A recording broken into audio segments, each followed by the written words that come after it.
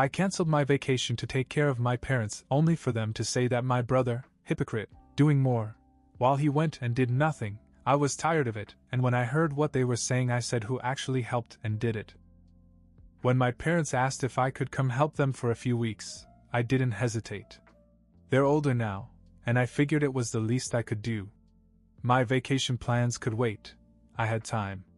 Their house needed repairs, and they couldn't manage everything themselves. My mom complained about the leaking faucet, the broken gate, the outdated wiring. My dad grumbled about the sagging roof and the squeaky floors. They needed someone, and since my brother, Greg, lived close by, I figured he'd been helping already. I was wrong. When I arrived, it was clear that nothing had been touched in months, maybe years. The house looked like it was on the verge of collapse. Greg was there too, lounging in the living room, scrolling on his phone. He gave me a half-hearted nod when I walked in. "You're finally here," my mom said, as if I'd been avoiding them. "There's so much to do.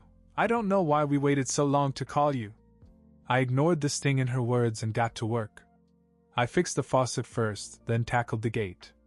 By the end of the first day, I was exhausted, but I felt accomplished. Surely they'd appreciate the effort.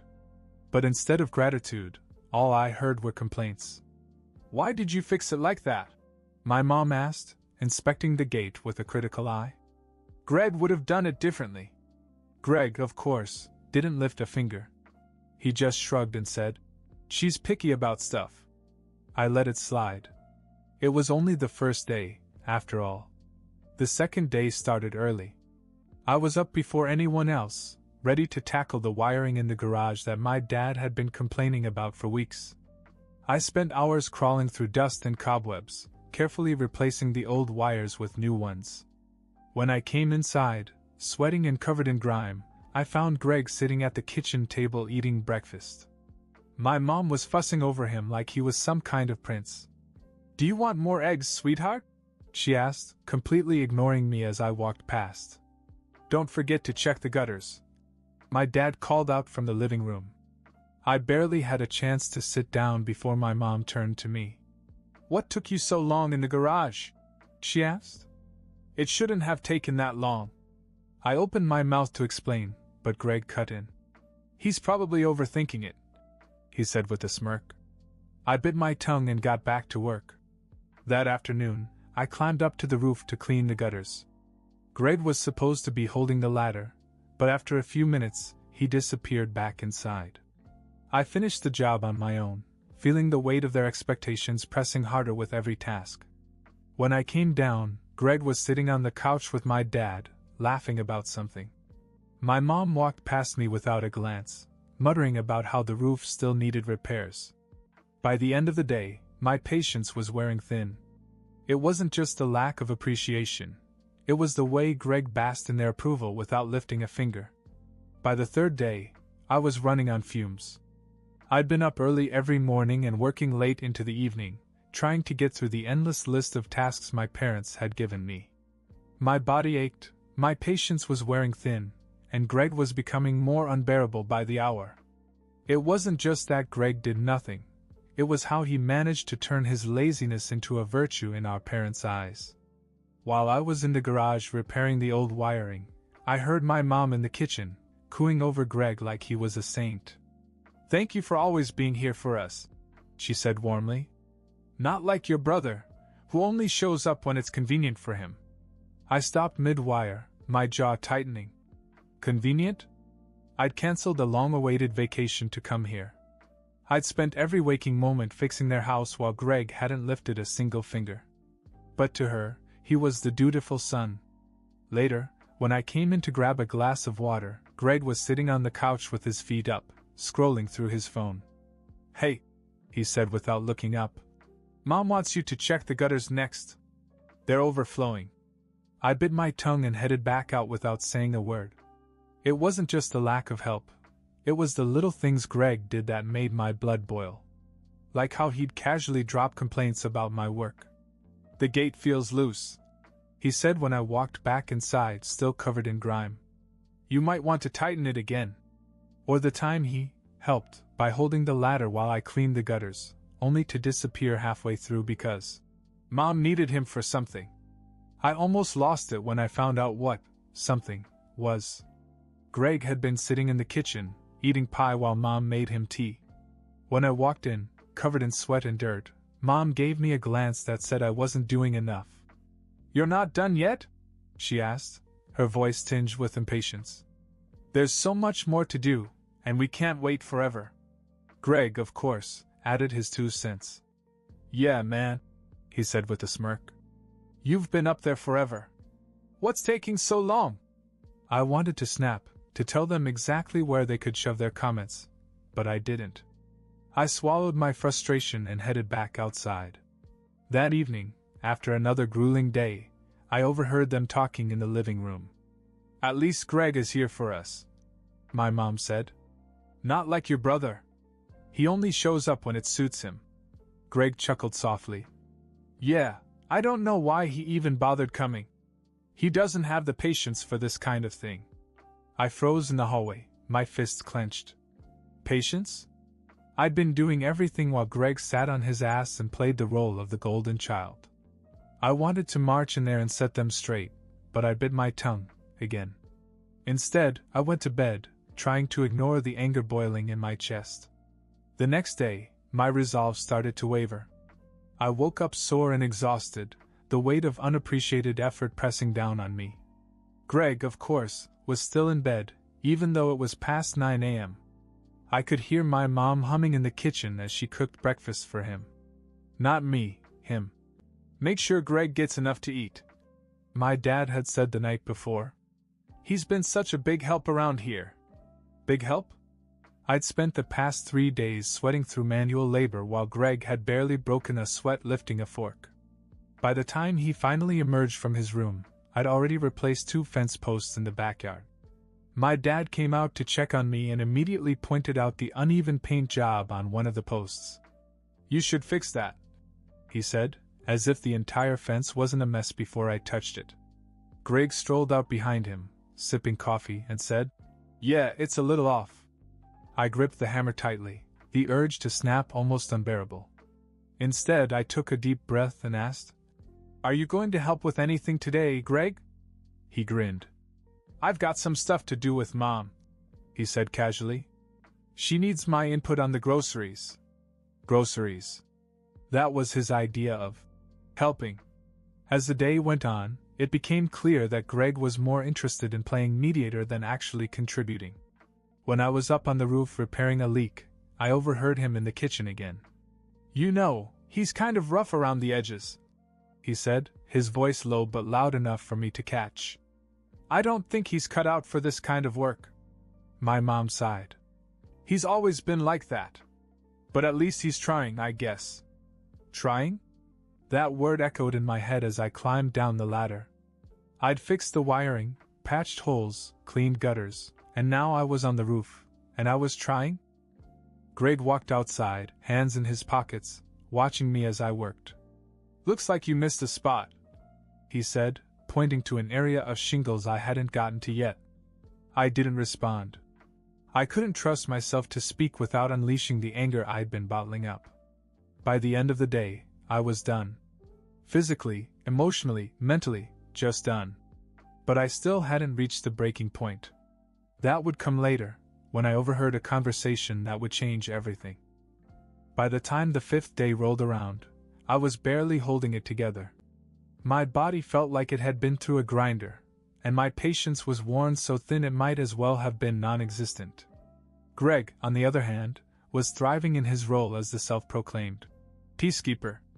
He spent the morning lounging in the living room, scrolling on his phone while Mom handed him a plate of pancakes.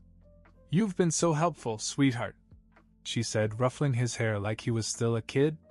"We couldn't do this without you." I was outside repairing the shed door when Dad walked over, shaking his head. "You're making a mess," he said, gesturing to the tools I had laid out. "Greg wouldn't have left everything like this." Greg? The same Greg who wouldn't know a hammer from a wrench if it hit him in the face? I clenched my jaw, biting back the words I wanted to say. It got worse at lunch. As I sat down, exhausted and drenched in sweat, Mom wrinkled her nose. You're dripping everywhere, she said. Couldn't you clean up before sitting at the table? Greg snorted into his soda. Yeah, man, don't ruin the vibe, he said, smirking. I slammed my glass of water down harder than I meant to, but nobody seemed to notice. They were too busy fawning over Greg's amazing suggestion to paint the living room a different color. He's got such an eye for these things, Mom said, smiling at Greg like he just invented sliced bread. After lunch, I went back to work. The roof still needed patching, and I was determined to finish it before the day ended. But as I climbed the ladder, I couldn't stop replaying the morning in my head, Mom's constant complaints, Dad's nitpicking, Greg's smug grin. I came down an hour later, drenched in sweat, and walked inside to grab a drink. That's when I heard it, the conversation that would finally push me over the edge. Greg's voice floated from the kitchen, loud and clear. I don't know why he even bothered coming here, he said, his tone dripping with disdain. He's just making things harder. Mom chimed in, her voice low but sharp. He's always been like this. Overthinks everything, makes a mess. If it weren't for you, Greg, we'd be lost. My dad added. He's trying, but he's not cut out for this kind of thing. You're the reliable one. Reliable. Greg. The same Greg who hadn't done a single useful thing since I arrived. Something inside me snapped. I walked into the kitchen, my boots thudding loudly against the floor.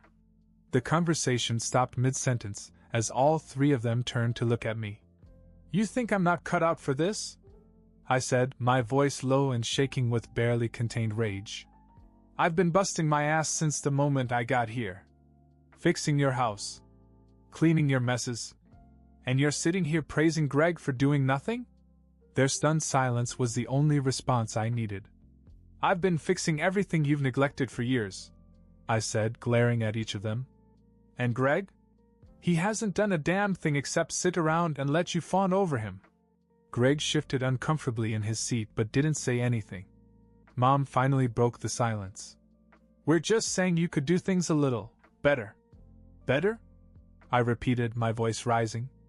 I canceled my vacation to be here. I've been working nonstop while you praise Greg for lifting a fork. Dad crossed his arms, looking annoyed. You don't have to make a scene. I laughed bitterly. A scene? This isn't a scene, this is reality. You've let this house fall apart, you've let Greg mooch off you, and when I step in to help, I'm the problem? They all stared at me, dumbfounded. Greg opened his mouth, but I cut him off. Don't even start. You're the biggest hypocrite here. Without waiting for a response, I walked out of the kitchen and into my room. I slammed the door behind me and started throwing my belongings into my bag. My hands shook with a mix of anger and exhaustion, but I wasn't about to stick around and take more of their nonsense. I could hear muffled voices from the kitchen, probably Greg trying to play innocent or Mom making excuses for him. I didn't care. I'd had enough. The bag was packed in minutes. As I zipped it up, the absurdity of the situation hit me again. I'd come here out of goodwill, sacrificing my time and energy, only to be treated like an inconvenience. When I stepped into the hallway, Greg was there, leaning against the wall. He gave me that smug look he'd perfected. You're really leaving? He asked, his tone dripping with fake surprise. Yeah, I said, brushing past him. Enjoy being the reliable one.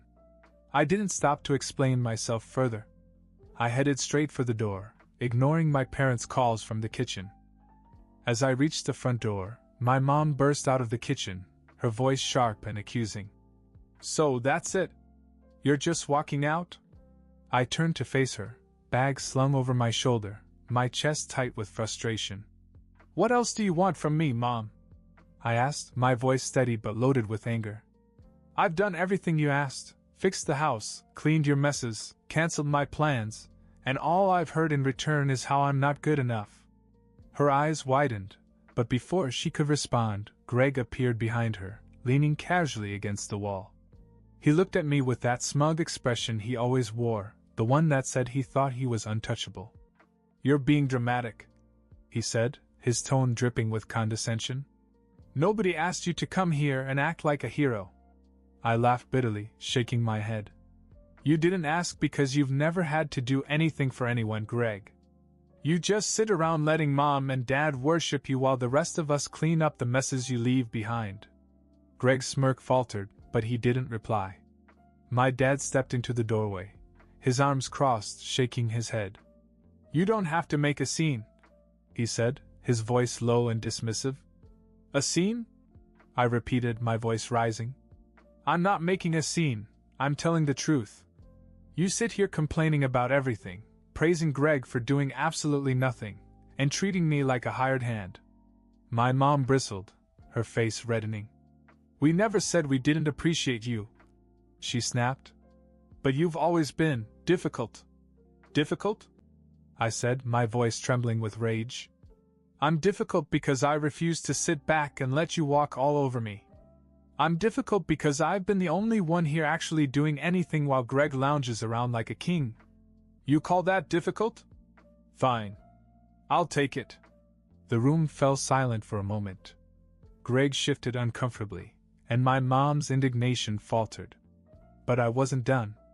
You don't want help, you want someone to blame, I said, looking directly at my parents. Well, I'm done being that person. If Greg's so perfect, let him take care of everything from now on. I grabbed the door handle, pulling it open with a force that made it rattle.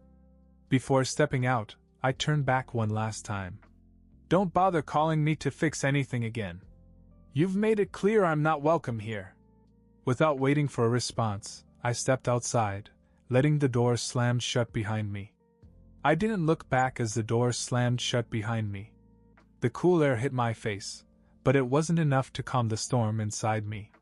My car was parked at the end of the driveway, and each step toward it felt like shedding a layer of the weight I'd been carrying. I tossed my bag in the back seat, slid into the driver's seat, and gripped the steering wheel tightly.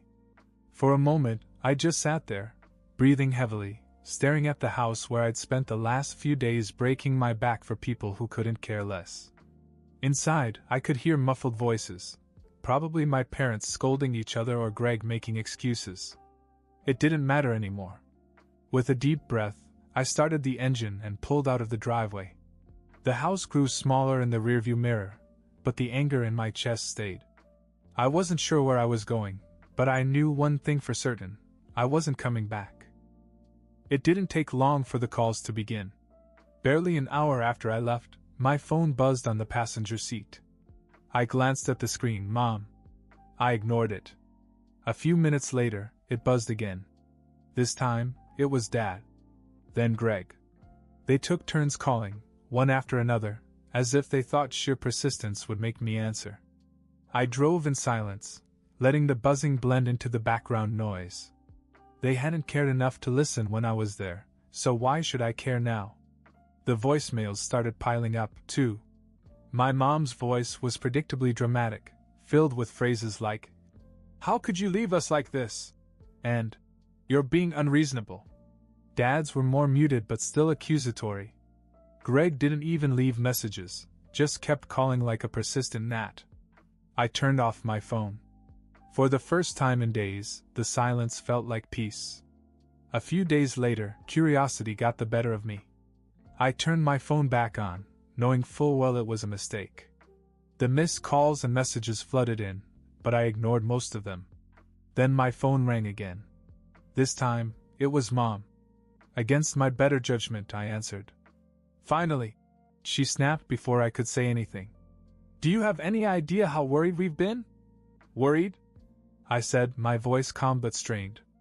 "You're worried now? You weren't worried when I was doing everything for you while you criticized me." "Well, we didn't ask you to act like a martyr," Greg's voice chimed in. Apparently, they had me on speakerphone. "If you couldn't handle it, you shouldn't have come." I laughed bitterly. "Handle it? I came because you couldn't be bothered, Greg. I was the one fixing everything while you sat on your ass, pretending to care." Dad cut in next, his voice tight with irritation. "There's no need for this attitude. You're blowing everything out of proportion. We didn't mean anything by what we said." "Didn't mean anything?" I repeated, my anger bubbling to the surface. "You let Greg sit there doing nothing, called him the reliable one, and treated me like an outsider. But sure, I'm the one overreacting. You're being dramatic, Mom said, her tone turning sharp. You've always had a tendency to make everything about you. That was it. I'd had enough. No, I said firmly. This isn't about me. This is about the way you've treated me my whole life. Greg does nothing, and you praise him. I sacrifice my time, my energy, and my plans, and you call me difficult. I'm done. There was a stunned silence on the other end, but it didn't last. Greg started to say something, but I cut him off. Don't bother, Greg. You're not worth the time or the breath. Before they could respond, I ended the call and blocked their numbers. For the first time in years, I felt a sense of peace. They had taken enough of my time and energy. It was time to focus on myself.